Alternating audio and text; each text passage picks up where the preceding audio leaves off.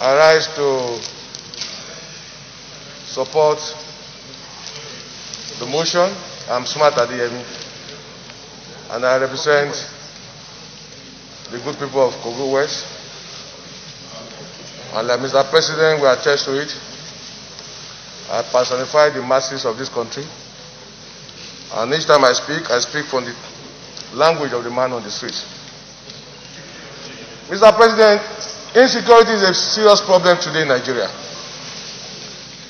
And there comes a time when you cannot but speak the truth, irrespective of the sentiments you may share.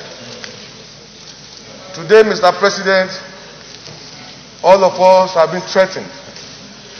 Our families, our nation, our state. Order. A lot has been said this morning, Mr. President, and I want to thank you for giving us time to speak expressly on this issue. Like my sister was saying, there comes a time when talk will talk itself. There comes a time when truth will become like a torchlight in the midst of silence. So you are forced to talk. Mr. President, we need not run away from the fact that more than ever before in the history of our nation, this is the worst instability we are facing. In fact, this is worse than the Civil War. Are you in PDP? Mr. President, the solution is very simple. Today there are a lot of misgiving, a lot of misinterpretations of what is happening. Some people believe some people in government are supporting this move. Some people believe some people sponsor those who are destabilizing our nation within the country. The answer is very simple. We cannot pretend that we are capable of confronting the situation in our hands. America, as powerful as they are, when the pandemic came, got to a point that China had to claim, they came to their rescue. We shouldn't pretend that we needed foreign support now. Let nobody deceive us, Mr. President.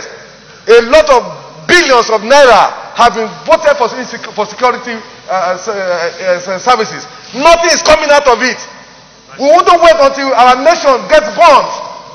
Let us shout and call for foreign support. I am a APC man and I've been supporting my party. But the president should get to know that it has gotten to a point that we who are supporters, who are members of the APC, we can no longer keep quiet. The president must rise to the occasion. You will not see the truth and you are afraid to say it because you will die. We must open, Mr. President. The nation is on fire. The president must rise to the occasion. It costs us nothing to get foreign support. We must rise to the occasion. We must bring in people to save this country, or else we will be consumed. Every one of us will have a chapter for history. Whenever the history of this period will be written, whatever is our position, we have a chapter. We cannot keep quiet any longer. It has gotten to a point that we cannot sleep with our two eyes closed. We are not free. Our children are not free. The president must rise to the occasion. There is no nation that is so powerful that doesn't need support of other nations. Individual cannot say you will leave the war without any other person with you. So we must rise. The situation is our security system has collapsed. It has failed. And because it has failed, we need to look for foreign support. It costs Nigeria nothing. Forget the ego, forget the superiority of Nigeria in African nation. Today, we are facing serious problems.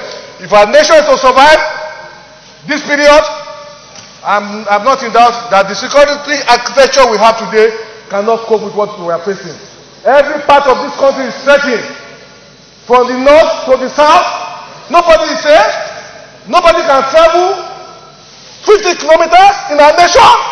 I feel like shedding tears for a country that we grew up, where nobody harasses you when you travel from Lagos to Maiduguri. I done it in times past. Today I cannot travel from here to Kaduna to Niger State where I was born. The president must know that this is a bad time for our nation. We must look for foreign support to save this nation.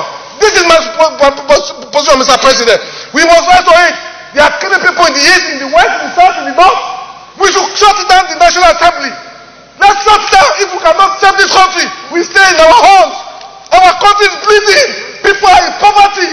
There's no food. People are hungry. Insecurity is threatening us. We cannot pretend.